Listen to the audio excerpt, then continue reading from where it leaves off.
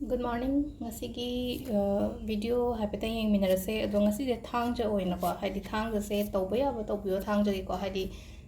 cleansing tawba ko pa leina ko cleansing tawba hara ka imung wairam set pa tai pa ko pa matamda aina salt khatang hapo thum khatang hapo ko rock salt leira leitra ka dum normal salt to tangai phadra ka dum normal salt to hapo khanga ga ti rock salt da happy ba iruja bada ma leire ko haidi rock salt se iruja bada so happy ba horen haidi thaba hala ga nung dawrum gum ba lupiyo haidi अखोना हाइडी रॉक सोल हापगा इरुजैसे कईगिनो हाय मतमदा सिसु दुम इसा क्लेंसिंग की दमकतने बदो ngसागी चलुबो कोलुबो मैम अमा लेना को अयुकी नुंथिन की का थबैन खांग लोय लोयरा कांदा नुंदांग ngasi हल्ला कांदा सुमाइना तौबिबा मयाय को रॉक सोल हापगा टेक्थोपिबा अदगी इरुज थोपिबा खोपिबा म लेरे को अदुगा अमना लॉन्ग कर्पूर मै थादोपियो को थांग जसे को हाइडी सी नुमित से सुमाइना तौ मतम से हाइतार को लाइफ ता हजिक ऑब्स्टिकल्स लेबनी खांगदे पैसागी ऑब्स्टिकल्स नि खांगदे अतै अतै लेना को अयदा पन याम लेबदो हाइतार को तारगदि अदुदो तपना फगलकनी बसीसी मत हुई यारे को अदुगा थांग जैसे अखोना कनो तौब याबसे को अदे तौरोइदब पोना हाय थुमगुंबा असुदावगुंबा से लेबी कोनो को थांग जन मिचदा अदुगा अमना कनो तौवे हाय नुंगाइतब खोतब सुम यामना लेरगदि को प्रॉब्लम लेये को लेन खलास एन ममांग तो हायरे को चंप्राम लोबिरो को चंप्रा से मोन मखादा थमो बंगासी से मोन मखादा थमगा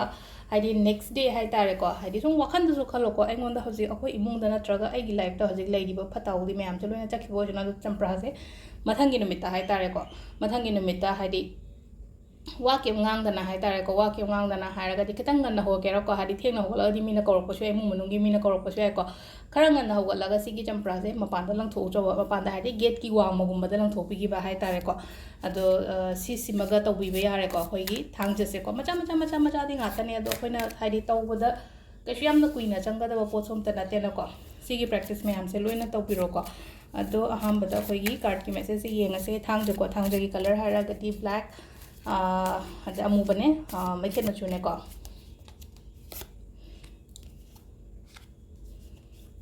सिलेरे कोई 3 कार्ड से को 3 कार्ड से दे हम चूज तो बिरसे अहमबगी अनी सुबगी अहुम सुबगी को अहमबगी से को खितंग हाय तारे को हाइदी कॉन्फ्लिक्ट मचा गुंबा हाय तारे को आईदी याउदबिदा हाय तारे को आई याउदबिदा हायरगदि कइनो हाय मतन मर अना केमता हाइदी मरमदी ए लेतना आई ओना चेनाबगुंबा हाय तारे को समना हायबदा हायदे खनाबा चेनाबो को पदमाने खितंग साइन खले को दु यारिंगे हाइदी लापथो अदुंबा एनवायरनमेंट अदुंबा मी सिंगदगी हाय तारे को चंगसन वेंग लापथो हाइदी के कान मो खनरगा मोय गमानरा के कान नो खंदोक हाय तारे को अदुगा हाइदी खितंग क्लियर सु होइदे को हजि से खितंग चमम नबो को पखर सु ले को सुम आइना तौदोरिबो थबा इंखांग मयाम से को अदो खितंग क्लैरिटी गुंबा पुबिरो को हाइदी आई चत्तोइ से आई से हाइदी वखन थोक्तबगुंबा हाय तारे को समटाइम्स हाय तारे को सिदा वखन थोक्तबा हाइदी मी से ममित पुंजले ममित पुंजले मित पुंजलगदि कदोम चतोइनो हाइदी कमाइना खंगरोइनो को हाइदी मित आंग हांगदोगदि ए आइना चतोइ चुमना चलगदि लंबी से हम नाले अदुना हाइदी आइना ngसाइगी मिट पुंजलगदि ओरोम चलगदि ओरोम दुदा ngसाइगी नुंगदुम दे करी दे करादे मैम लेरमगदि खुदी तिजंगनि नको अदुदुना खितंग हाइदी क्लियर ओइबिबा हाय तारे को मिट ना खतंग सिंगबो खोटबा सुमाइना हाय तारे को दुम लेरे को अनि सुबसे नो को हाइदी 9 ऑफ सॉर्ट्स लाइक को 9 ऑफ सॉर्ट्स से अमुक सुमाइना ओइ को हाइदी सुम स्ट्रेस एंजाइटी गुंबा लेबो को अहिंग गसे वखन सुम पंगन द खंजन बखोचन बगुंबा दुमाइना लेइ को अदुदो सिदा गाइडेंस हायरगदि कइनो हाय कांसे मतम जाना तुमो वखन याम का हेन खंजन गनो स्ट्रेस यामना लोबी गनो को सिदा हाइदो से को हाइदी सिदा लेइनो को सिदा आइना हाइदी आई ओइना नारकनी बंग साइ हाइदी अहिंग तुमना साइ होरे प्रॉब्लम लेरगदि हाइदी अहिंग जे मेकअप को खंदो थोलगा एक तुम यादब गुम को पद माइ लेनो को अदुन हाइदी रूटीन अमा करी अमा क्रिएट तौबियो को हा किता डिसिप्लिन पुबिरो लाइफ त को हाइदी आई हाइदी प्रॉब्लम ने अदु तारगा जो हाइदी आई ये हकचांग आई की लाइफ से हाइदी सुमाइना मांगन वदी यादे को हाइना माइना खनबिरा को अदुगा नंबर 3 किसना 6 of 1 से नम हाइदी को सक्सेस को मले को हाइदी ngasi gi sum chatluba kholuba thabai khangda hai tare ko हाइदी mai pakpa mongol oiba ko pa adumai na piri ko adu